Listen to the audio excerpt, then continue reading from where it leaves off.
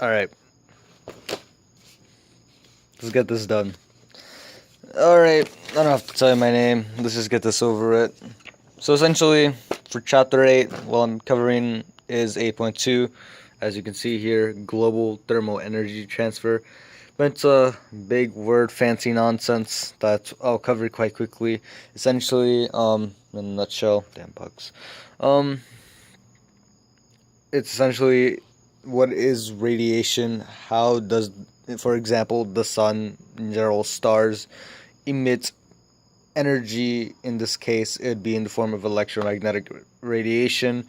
But we're gonna go section by section, and there's some things that we've heard before that are mentioned in previous videos, and if we come to that, I would just give a quick overview because the people who actually did the video should actually have them covered, and we should be fine on that point. And on that terrible disappointment, we'll be moving on. Alright, so essentially, yada yada yada. You already know how the sun releases energy, but quick refresher, hydrogen is fused, nuclear fusion releases a butt ton of energy, and when energy is released, it generally is in the form of heat. Therefore, the energy of heat is shown to us in light. I mean, simple stuff, simple stuff. Black body radiation returns.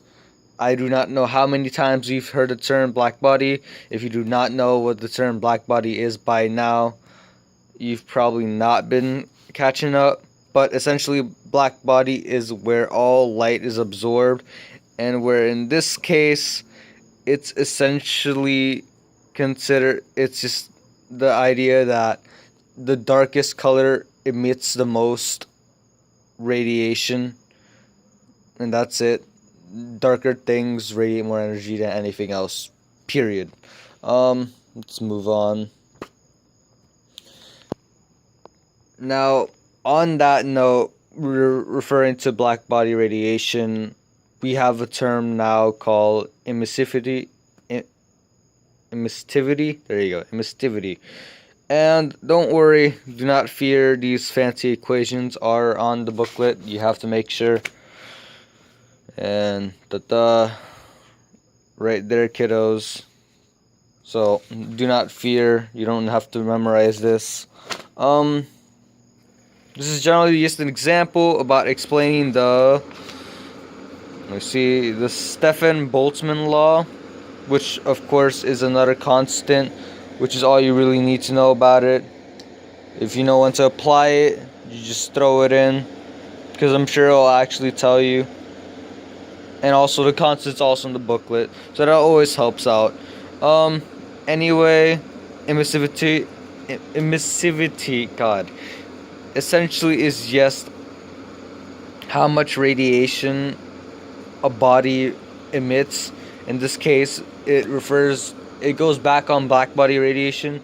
Black body radiation is essentially the standard. It is at value 1. Anything less than 1 is not black body, but it emits radiation in comparison to black bodies. The perfect black body. Like, for example, a brick is almost at 1, but not exactly. Black paper, would you look at that, is almost at 1, which would be, as I said before, a perfect black body radiating energy. And let's not make this too longer than it has to be. It's really short. Black body spectrum, I really don't understand why they go along with this, because essentially it's just electromagnetic radiation. But alright, because it starts talking about infrared light, but essentially the colors that we see in visible light are all essentially dictated by wavelengths. If I'm not wrong, the longer the wavelength, the more alright, my bad. Okay, so if we're going left to right, the shortest wavelength is purple, the longest wavelength is red. As the wavelength increases, it grows redder and redder until you get, haha, would you look at that, infrared. So just keep that in mind. That's really all black body spectrum is. That's just a term you need to know for this, which is essentially how as wavelength increases, colors exist. So, and now we're gonna move on to something else that's also covered back in the day, but I guess I suppose in a little more detailed. Wayne's displacement law, however I'm saying it, hope I'm saying it right. Where essentially this is semi-important, but what's really important is this. Is the equation, which is also given in your booklet right here. Now, what's important to note is essentially that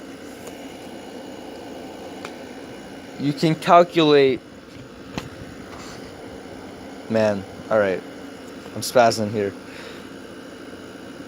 What is it? Oh, you can calculate a wavelength based on the temperature of the object, and as you know, whenever you have equations that you have to calculate you can calculate something for, you can generally do it vice versa. So that's incredibly important to know, and really all you need is wavelength and temperature. If you already have one, then you can find the other. That's all that's showing. You plug in these values, and then you get the wavelength, and that's Wayne's displacement law. Alright, inverse square law. Let me just read it real quick. The radiation from a spherical bottle spreads out radially in all directions, so the power per unit area gets less as you get further from the source. At distance r, the radiation from a source emitting a total power P has spread out to cover a sphere of area 4 pi r squared. So the power per unit area, is that I is given by the formula. Alright, essentially just plugging in and whatnot. And this last part is essentially just the application of the equation from here, from emissivity, and the inverse square law.